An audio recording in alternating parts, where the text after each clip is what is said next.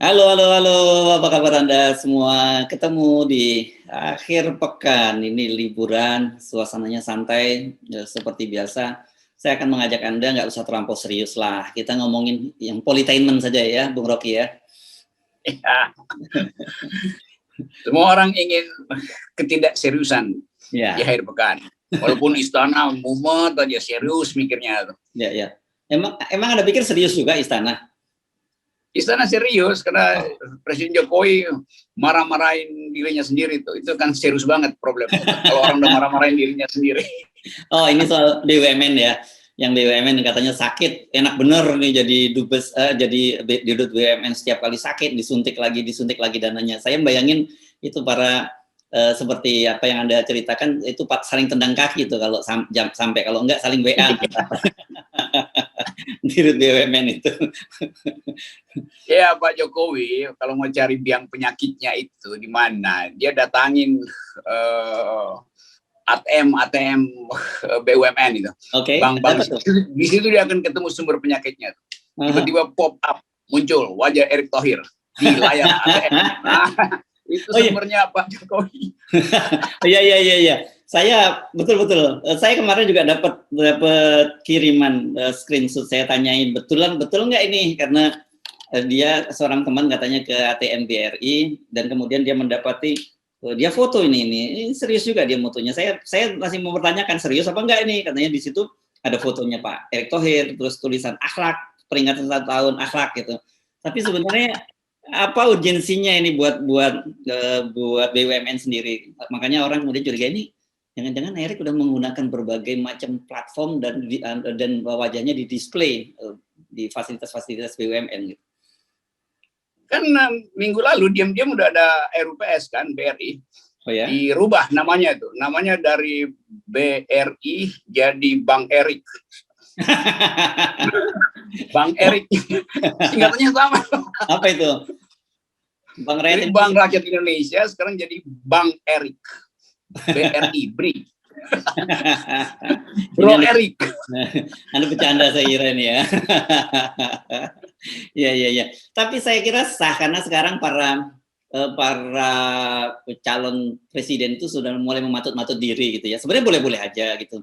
Tapi yang nggak boleh tentu saja para pejabat ini memanfaatkan berbagai fasilitas negara ya. Saya kemarin selain dapat screenshot dari Erick Thohir, ada juga kiriman soal Ganjar di Akademi Kepolisian gitu. Dan dia pakai ceramah di situ, ceramah kalau nggak salah pakai bintang 4 gitu baju polisi. Ini juga aneh juga, dan sebagai orang yang lama di dunia televisi, saya paham betul bahwa itu bukan pengambilan video biasa, itu betul-betul disiapkan ada semacam apa ya, storyboardnya dan sebagainya, dan multi kamera itu video-videonya itu, Bung Rocky. Ya itu kemarin kan saya habis ledek, kan ada milenials yang, saya ada grup milenials loh, anak-anak SMA yang memperhatikan, ya itu mereka memperhatikan, itu jaringan, ada anak teman di Amerika, Australia itu yang di Jakarta, mereka selalu memperhatikan yang mereka sebut gimmick di dalam politik Indonesia. Ini kan pengamat, anak-anak muda ini kan doyan lihat video atau TikTok. Jadi waktu Pak Ganjar itu masuk di televisi sebagai pengajar, itu juga ditepukin sama anak-anak itu. Wah, Om Rocky, si Uban masuk lagi itu. Jadi Uban, bukan Uban, bintang film. Mereka suka anggap dia kayak bintang film Amerika itu yang rambutnya putih itu semuanya. Jadi benar Pak Rocky, dia panggil saya Om Rocky, betul tuh. Memang dia bintang film doang itu. Jadi bayangkan misalnya Ganjar udah berupaya untuk bikin storyboard berbulan-bulan, cari konsep seolah-olah ngajar di Akademi Kepolisian. Mereka anak-anak muda ini, millennials ini yang nanti 2024-2027 bakal minum, anggap ini ngapain main-main begituan. Kita udah tahu itu bohong-bohongan gitu. Kalau berani datang ke kampus-kampus, kasih kuliah umum, baru ada tanya jawab, bukan yang satu arah begitu. Pertanyaannya diatur. Jadi itu soalnya tuh. Demikian juga Erick Thohir pasti udah bersiap-siap untuk bikin segala macam aktivitas mempromosikan sebagai calon presiden. Jadi istana ini memang udah kehilangan marwahnya. Jadi kalau Pak Jokowi bilang ini minta disuntik terus BUMN, ya memang kan itu Erick Thohir udah nggak peduli BUMN mau bangkrut mau enggak, yang penting dia udah hitung bahwa dia cukup modal untuk run sebagai presiden. Jadi betul yang kita bilang bahwa saling amputasi di sana udah terjadi, dia mau kawin lagi tuh. Apalagi Erick Thohir lebih canggih sebetulnya, dia tiba-tiba ada di mesin. Itu dulu ada filsuf René Descartes, Cartesius, bikin tulisan ghost in the machine. Ada setan di dalam mesin itu. ini saya terangin filosofinya ya, bahwa sebetulnya kita bisa lihat seseorang di dalam bentuk yang real maupun dalam bentuk yang virtual. Nah sekarang ada setan virtual namanya Erick Thohir di mesin. Ada setan virtual namanya Ganjar Pranowo di TikTok atau segala macam. Istilah setan itu bukan iblis ya, tapi bayangan-bayangan doang. Itu namanya ghost, karena itu disebut ghost. Itu ada jiwa. Iya. Ya, gitu. Ghost itu kalau tapi tetap gentayangan. Ya. Dan di Indonesia orang menerjemahkannya setan gitu ya, dan konotasinya beda ya, antara ghost dengan setan itu beda ya. Iya, itulah. Kalau di barat kan ghost itu bisa jadi malah jadi hiburan ya, orang banyak jadi nonton, jadi destinasi wisata kan. Ghost itu. Iya, Ghostbuster gitu. Ada Ghostbuster yang juga main-mainan itu sebetulnya. Ada film juga yang agak mainan tapi ada kejiwaan. Siapa dulu yang mainnya? Ghost juga kan? Judul. Apa namanya? Film romantis juga ada Ghost. Iya, itu film romantis tuh. Iya. Tapi kalau yang ada di Indonesia itu bukan film. Ya, Demi Moore, ingat saya. Demi Moore, Ghost, ada lagunya tuh enak. Itu romantis. Kalau di Indonesia Ghost-nya itu dramatis sekaligus menakutkan. Nah kan kalau di barat ada tradisi juga yang haunted house gitu ya, rumah-rumah yang berhantu itu jadi ada sekarang haunted machine atau haunted ATM gitu ya. dan jangan dianggap itu menakutkan, itu malah kegembiraan gitu buat orang-orang semacam itu, lihat itu. Bahkan haunted palace. Haunted palace. Nah, tetapi yang kalau tadi Anda karena ngomongin anak-anak milenial, sebenarnya kita nyebutnya digital karena sekarang ini udah generasi Z, Bung Rocky, jadi tidak hanya milenial saja. Itu mereka itu sekarang kalau kita lihat TikTok itu dekonstruksi terhadap kekuasaan itu dahsyat sekali, Bung Rocky. Jadi pemerintah bisa bikin apa aja, itu nanti sebentar lagi di TikToknya muncul semacam parodi-parodinya atau dekonstruksi terhadap campaign yang dilakukan oleh pemerintah. Iya, ini generasi dekonstruktif sebetulnya. Ya memang lagi mantau nih. Mereka ini sebentar lagi tuh kayak video-videonya Ganjar itu tuh pasti di TikTokin dan dijadiin satir, kemudian diolok-olok nanti tuh. Jadi percuma sebetulnya kalau orang semacam Ganjar, Erick Thohir, dia nggak datang ke universitas atau SMA lah buat bercakap-cakap dengan millennials. Karena millennials ingin tahu secara real apa isi pikirannya, bukan apa isi pikiran yang disutradarai. Kan semua itu kan pikiran yang di manufacturing ideas, sehingga mesti pakai storyboard. Ngapain Ganjar pakai 4 bintang di situ tuh? Padahal terlihat betul bahwa di belakangnya ada yang ngasih arah tuh, ini lihat ke kiri, lihat ke kanan, nanti kalimat ini diucapkan. Jadi tidak real sebetulnya. Nah, hal-hal semacam ini yang dianggap sebagai ghost in the machine itu. Oke, menarik kita ghost in the machine. Oke, tetapi Anda sebut tadi seperti saling mengamputasi. Saya nggak tahu apakah Pak Jokowi maksudnya juga seperti itu, karena orang bisa menafsirkan ketika marah itu, satu, dia marahin dirinya sendiri karena sebenarnya BUMN itu bangkrut dan punya utang numpuk, itu karena kan penugasan dari Presiden Jokowi. Yang kedua, saya ini juga dapat nih foto-foto, saya nggak tahu, mungkin diambil dari media, ini foto Erick Thohir sedang memegang sapu dan apa sih namanya kalau tempat sampah itu nyebutnya itu pengki di depan logo BUMN. Mungkin itu maksudnya simbolnya dia bersih-bersih gitu ya, dan inline dengan yang tadi akhlak ini kan soal moralitas yang baik gitu. Tapi kan dengan statement dari Pak Jokowi tadi itu kan juga langsung mendekonstruksi campaign yang sedang dilakukan oleh Erick, karena nggak bener nih BUMN-nya, kan begitu, Bung Rocky. Itu kalau pepatah kalangan digital, hanya sapu yang bersih yang bisa membersihkan lantai kotor. Oke. Jadi, ya kalau sapunya kotor ya makin kotor lantainya. Kan kita tahu BUMN ini isinya udah kotor semua, kotoran semua tuh. Ya komisarisnya kotoran semua, kok bagaimana coba? Nah. Bagaimana membersihkan lantai korupsi supaya keuangan kita betul-betul terlihat prudent kalau komisarisnya nggak ngerti membaca neraca. Kan banyak komisaris yang ditaruh sama Erick Thohir kan pesanan politik. Bahkan karena datang dari partai politik atau relawan politik, maka dia pasti kotor dari awal itu.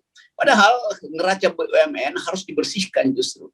Dan itu nggak mungkin diteliti oleh mereka yang tidak bisa membaca akuntansi dan sekaligus datang dari halaman yang kotor. Halaman partai itu kan halaman kotor, apalagi halaman relawan.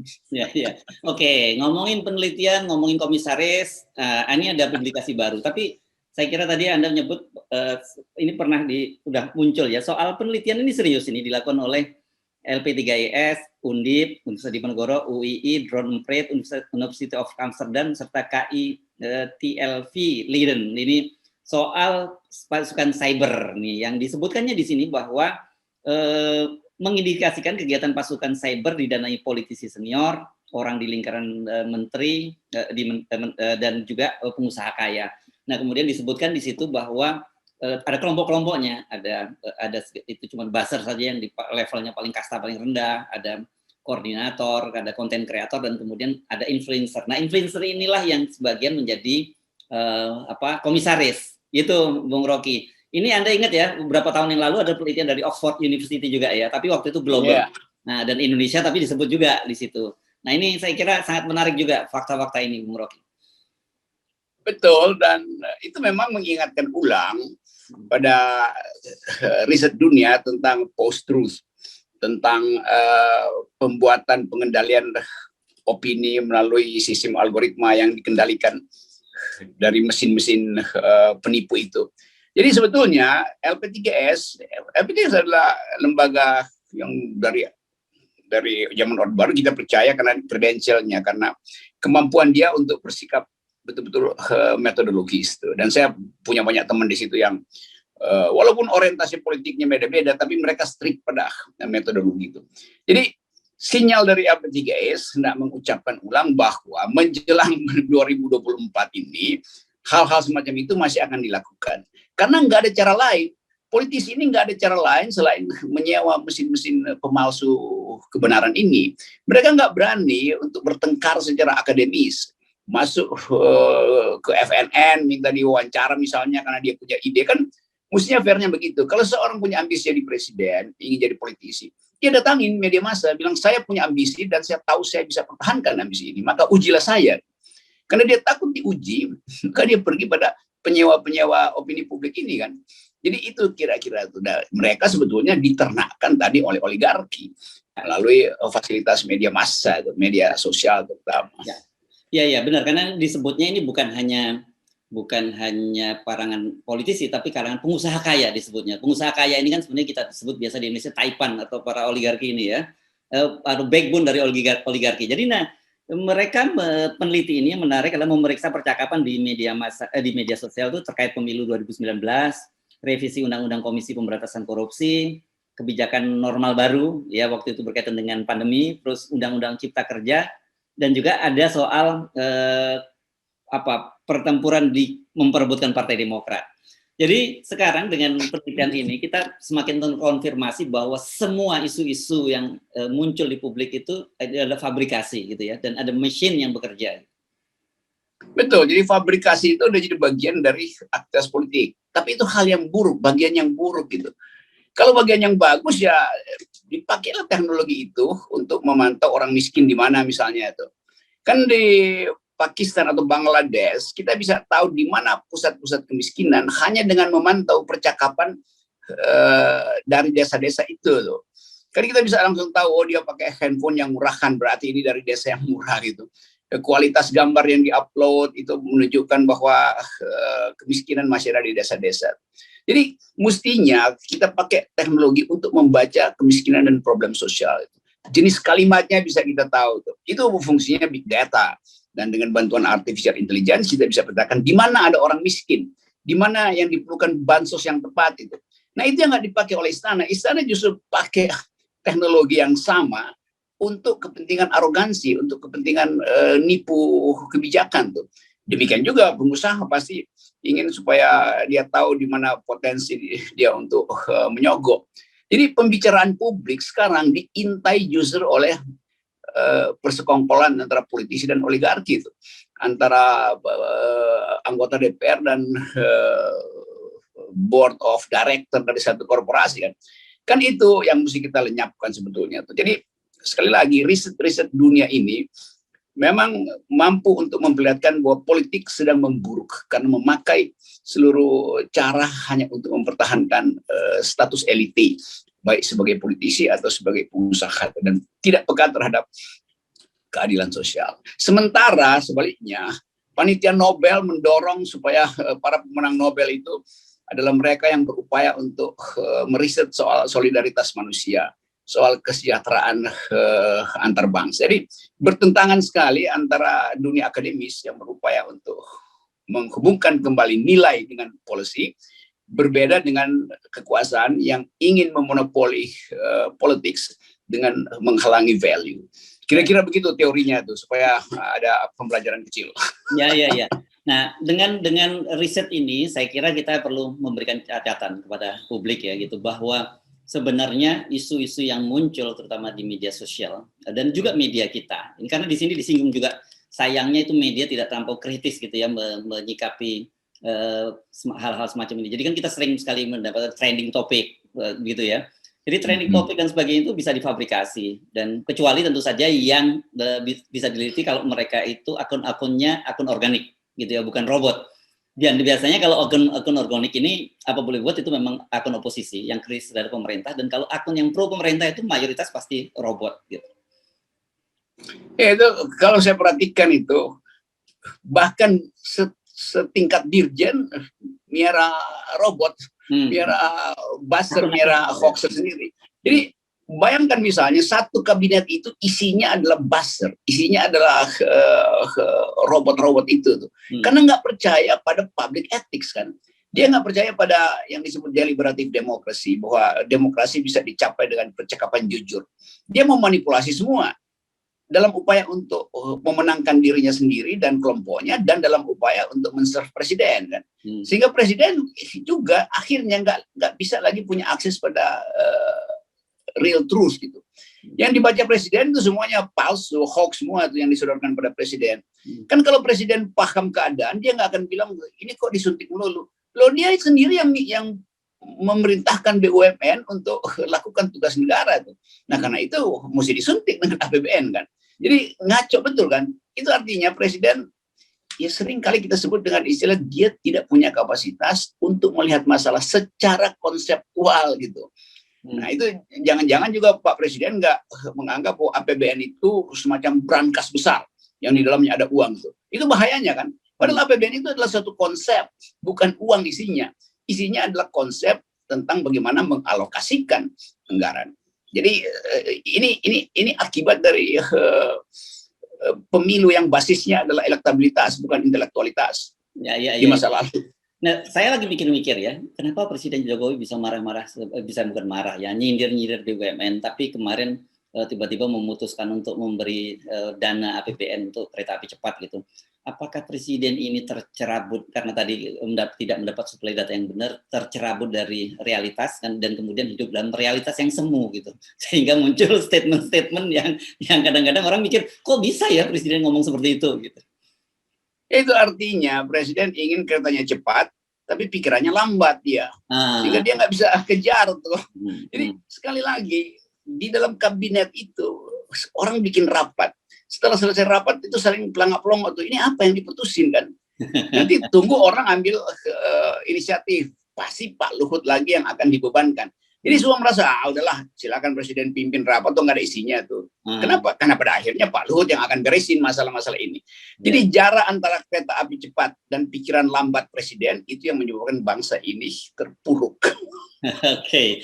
Nah, sekarang saya kira kita perlu memberikan notes semacam catatan kepada publik. Satu, ini riset ini semakin menegaskan kepada kita bahwa sekarang semua opini-opini sekarang ini sudah melalui fabrikasi. Jadi setiap kali menyikapi info-info yang muncul, terutama dari istana, dari kalangan kabinet dan juga kelompok-kelompok kepentingan itu, kita mesti bersikap skeptis gitu ya. Sebagai media, orang sebagai media kan selalu begitu, skeptis. Juga kedua, ini melengkapi bahwa sebelumnya juga setiap kali, nah kita perlu ulang lagi, setiap kali Anda membaca hasil survei, khususnya berkaitan dengan elektabilitas seorang calon presiden, Anda juga mesti curiga dulu. Anda cek dulu siapa lembaga surveinya, bagaimana track record lembaga survei ini, gitu, sering salah nggak prediksinya pada waktu itu, dan kemudian dia declare dananya siapa, gitu, dari mana dia mendapatkan dana itu. Itu penting saya kira, catatan-catatan semacam itu ya, Bung Rocky. Dan media juga jangan main muat aja, setiap kali ini naik, elektabilitasnya naik gitu. Akhirnya muncul nanti seperti Puan, membuat elektabilitas sendiri. Elektabilitas apa di waktu itu? Digital.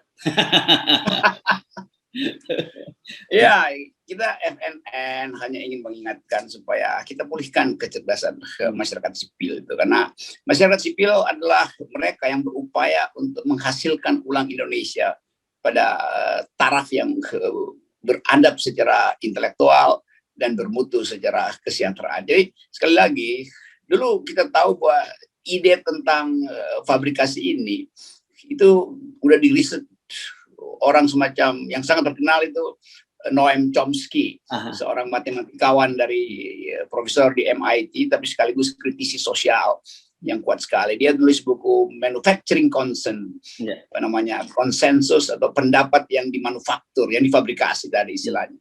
Jadi kita juga ada di dalam keadaan itu justru karena ketiadaan forum untuk bertengkar secara rasional. Jadi itu intinya. Nah, FNN menyediakan diri menjadi forum pertengkaran rasional. Silahkan siapa yang mau jadi presiden, Ganjar, Puan, Erick Thohir, datang ke FNN, beritahu bahwa saya mau jadi presiden, maka saya minta diuji di panel FNN. Itu baru bermutu tuh, bukan diam-diam masuk ke dalam mesin ATM, itu mah bisa nanti. Ya karena nanti satu waktu itu bahaya kalau kartu ATM saya nggak bisa keluar tertelan mesin itu, nanti kita maki-maki Erick Thohir juga kan, karena wajahnya yang ada di situ. Itu artinya ATM kita kartunya ditelan oleh ghost in the machine yang namanya Erick Thohir. Oke, selamat menikmati akhir pekan. Jangan lupa besok itu hari Senin. Jadi silakan hari ini nikmati waktu bersama teman-teman, bersama keluarga. Dan jangan lupa tetap jaga protokol kesehatan. Walaupun sekarang tingkat vaksinasi sudah cukup tinggi, tetapi itu bukan jaminan untuk tidak ada penularan atau gelombang apa ya? Gelombang kedua atau ketiga dari corona. Ya, sangat mungkin ada serangan baru di Desember. Karena saya lihat mulai ada kelalaian, termasuk teman-teman mahasiswa. Berapa kali saya lihat di dalam diskusi antar mereka ada yang udah nggak pakai masker itu. Kemarin saya masih kasih kuliah umum di Universitas Ibnu Khaldun, juga beberapa mahasiswa terlalu antusias sehingga nggak pakai masker. Jadi saya ingatkan sekali lagi bahwa kesehatan nomor 1, nomor 2 adalah akal pikiran.